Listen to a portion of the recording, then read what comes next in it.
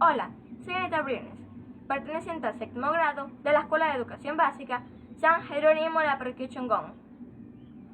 Hoy hablaremos del gobierno de Guillermo Rodríguez Lara, 68º presidente y 74º gobierno.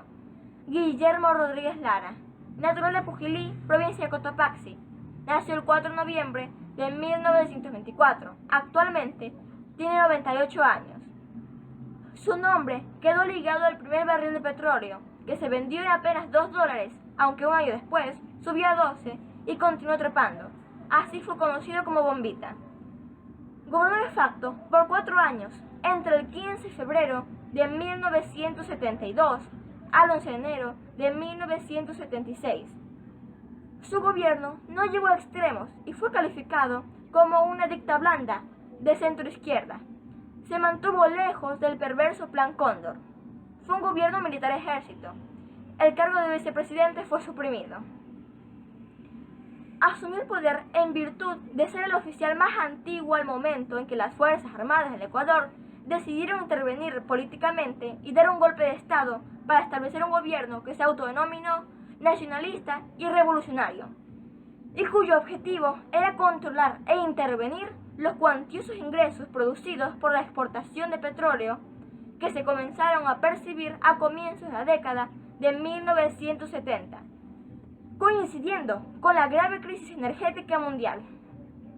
Su asunción al poder se dio en medio de un ambiente bastante convulsionado e incierto, y debido a que se quiso evitar que Assad Bucaram participara y ganara en las nunca celebradas elecciones presidenciales de 1972. Se definió políticamente como un ecuatoriano de izquierda moderada y con afanes progresistas, pero sin tendencias totalitarias, marxistas-leninistas o prosoviéticas. En la práctica, se alineó con los Estados Unidos, cuyo gobierno dependía mucho, sobre todo en lo comercial y tecnológico. El triunvirato militar que sucedió a Rodríguez decidió asumir voluntariamente un plan de retorno a la democracia que se ejecutó sin mayores dificultades operativas, con una gran distancia de tiempo entre la celebración de la primera y segunda vuelta electoral para elegir al nuevo presidente y el vicepresidente. Sus principales medidas represivas se dieron al inicio de su cargo, disminuyendo con el paso del tiempo. Decretó el estado de sitio y lo mantuvo vigente por cerca de 4 años e encarceló a varios periodistas que lo criticaron.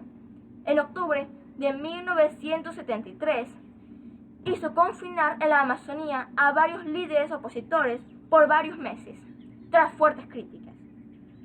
Tuvo que enfrentar una violenta ola de protestas estudiantiles, especialmente en Guayaquil, en una de las cuales resultó herida Rosa Paredes, dirigente de los profesores y militante comunista, quien recibió el impacto de una bomba lacrimógena en su cuello y murió poco después. Rodríguez Lara anunció un plan de gobierno de tendencia nacionalista y revolucionaria, cuyos pilares eran 2 documentos: Principios filosóficos y Plan de acción del gobierno, y Plan integral de transformación y desarrollo, mismos que no llegaron a ser implementados.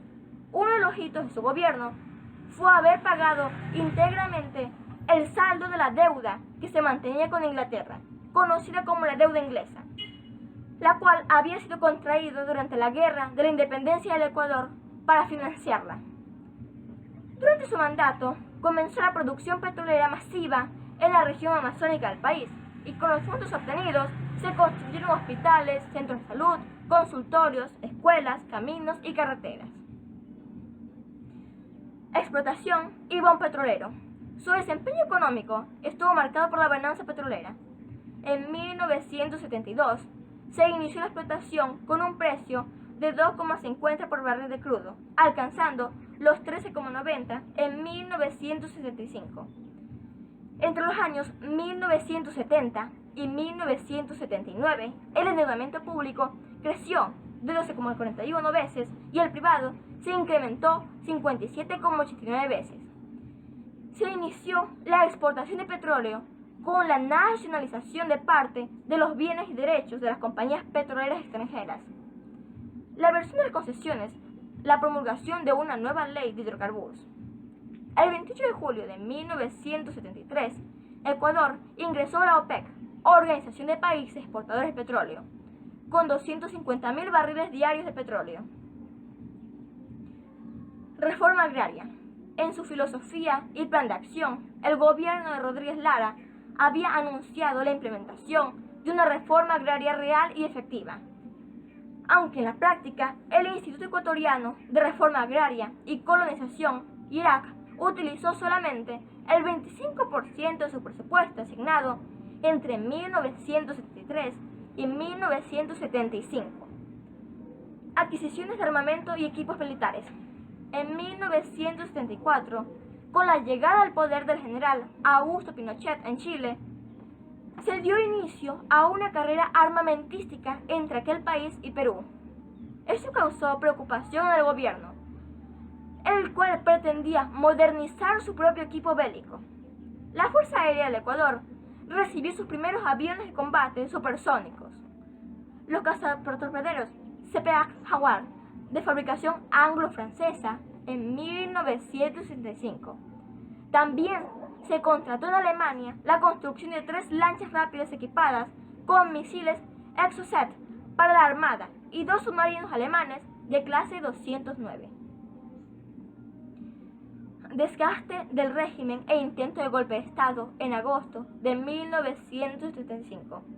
Hacia 1974, el régimen perdió el soporte inicial del pueblo, que se mostraba visiblemente desencantado, porque las riquezas del petróleo no se filtraban en una proporción suficiente con respecto al constante aumento del costo de la vida. Los partidos políticos de inclinación centrista y derechista reclamaban el retorno al régimen en forma.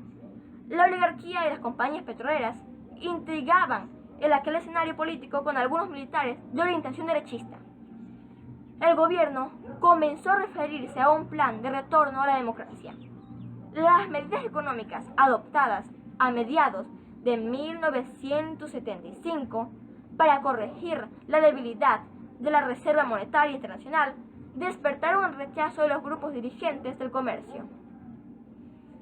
El 31 de agosto de 1975, en convivencia con políticos agrupados en un frente cívico, el general Raúl González Alvear y otros generales del ejército se alzaron en armas con el objetivo concreto de derrocar al gobierno y establecer otro régimen, que dejó un saldo de 22 muertos. El alzamiento fue dirigido desde una funeraria cercana al Palacio de Gobierno y produjo serios enfrentamientos entre las distintas fracciones del ejército que intervinieron. El escenario de los combates fue principalmente el centro histórico de Quito. El fracaso de la intentona golpista, que debió al apoyo que obtuvo el general Rodríguez Lara de la Brigada Blindada Galápagos, González Alvear advirtió que no contaba con el apoyo de la Marina ni de la Fuerza Aérea, por lo que tuvo que desistir de su intento y rendirse. Posteriormente se exilió en Chile. La salida del poder. 4 meses después de la intentona golpista, los comandantes generales del ejército, la marina y la aviación lo presionaron para que renunciara a su cargo y finalmente lo relevaron del mando el 11 de enero de 1976. El mismo día en que entregó el poder, se trasladó a la ciudad natal. Rodríguez Lara fue sucedido por el Consejo Supremo de Gobierno, un triunvirato militar integrado por el almirante Alfredo Poveda Burbano, en representación de la Armada del Ecuador, el general Guillermo Durán Artesantales, en representación del Ejército del Ecuador, y el general Luis Leoro Franco, en representación de la Fuerza Aérea del Ecuador. El triunvirato estaba presidido por el almirante Poveda Burbano y duró en el poder hasta agosto de 1979. Gracias.